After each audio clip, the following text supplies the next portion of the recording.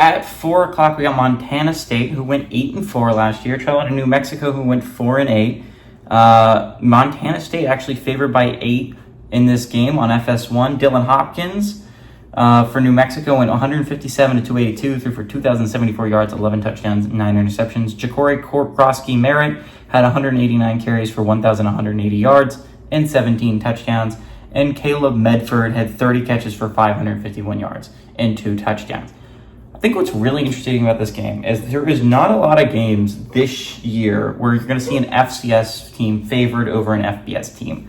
There's I think even Colorado's favored by North Dakota State. It does not happen very often that we're going to see this. Montana State's a really good FCS team. They are. They're typically a team that's going to be competing for the playoffs every year. They're a good team. New Mexico was a really bad team last year. They were bad.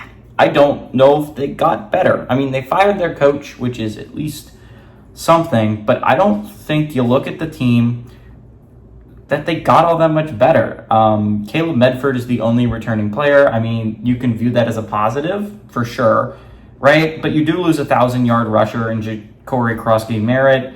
That's not great. I mean, that man averaged over 5 yards a carry. You don't want to lose that production ideally, but you're going to lose it anyway. 17 touchdowns, you lose. New Mexico is a team that I think could really struggle this year. They're in a Mountain West that I think should be really tough because you have teams like Boise State that should be competing for the playoffs. Air Force is always formidable, going 10-win seasons almost every year. Wyoming, Fresno State, and San Jose State both all lost their head coaches, but these were teams that were pretty good consistently. We're going to see if they can continue to be as good as they are. San Diego State, Utah State, they're typically pretty solid programs. They had down years last year, but this should be a Mountain West that is chock full of teams that I think should be competing for a playoff spot. Mountain West, in my opinion, is probably going to be arguably the second hardest group of 5 conference to win outside of the Sun Belt, right? Sun Belt, you got to go through an absolute gauntlet.